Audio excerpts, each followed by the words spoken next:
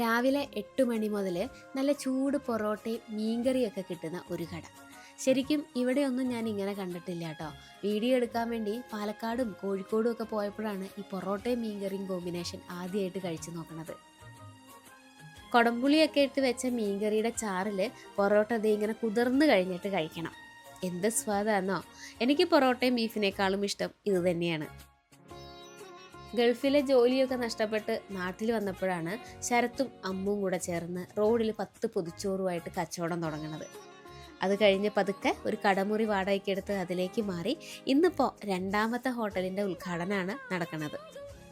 ശരത്തും അമ്മും അച്ഛനും അമ്മയും എല്ലാവരും ഇതിൻ്റെ ഭാഗമാണ്. വീട്ടിൽ നിന്ന് ഭക്ഷണം ഉണ്ടാക്കിയിട്ടാണ് കേട്ടോ ഇവിടേക്ക് കൊണ്ടുവരുന്നത്. നമ്മുടെ പ്രത്യേകത എന്ന് പറഞ്ഞു കഴിഞ്ഞാൽ നമ്മൾ തുറക്കുമ്പോൾ തന്നെ എല്ലാ ഐറ്റവും ഇവിടെ മീൻകറി, ഇറച്ചി, മുട്ട, മീൻ ഇപ്പൊ തന്നെ കണ്ടില്ലേ, എല്ലാ ഐറ്റവും നമ്മൾ കൊണ്ടുവന്ന് ഒരുമിച്ചാണ് നമ്മൾ തുറക്കുന്നത്. ഒരാളും ഇവിടെ വന്നിട്ട് ഒന്നും ഇല്ലെന്ന് പറഞ്ഞ് പോകരുത്. ചിക്കൻ റോസ്റ്റും ബീഫ് ഫ്രൈയും ബീഫ് കറിയും ഒക്കെ ഉണ്ട്. അപ്പോൾ ഞാൻ ദോശയുടെ കൂടെ ഇവിടുത്തെ സ്പെഷ്യൽ ചിക്കൻ റോസ്റ്റാണ് മേടിച്ചത്. വലിയ പീസൊക്കെ ആട്ടോ, നല്ലൊരു മസാലയും. ഇങ്ങനെ ഒരു പ്ലേറ്റ് 130 രൂപയാണ്. ഞായറാഴ്ചയും കടയുണ്ട്. രാവിലെ 7 മണി മുതൽ രാത്രി 11 മണി വരെയാണ് കടയുടെ സമയം. ഉച്ച സമയത്താണെങ്കിൽ ഊണുമുണ്ട്. കഷ്ടപ്പെടാൻ മനസ്സുള്ള ആളുകൾക്ക് വിജയം ഉറപ്പാണ് എന്നുള്ളതിൻ്റെ തെളിവാണ് ഇവർ രണ്ടുപേരും.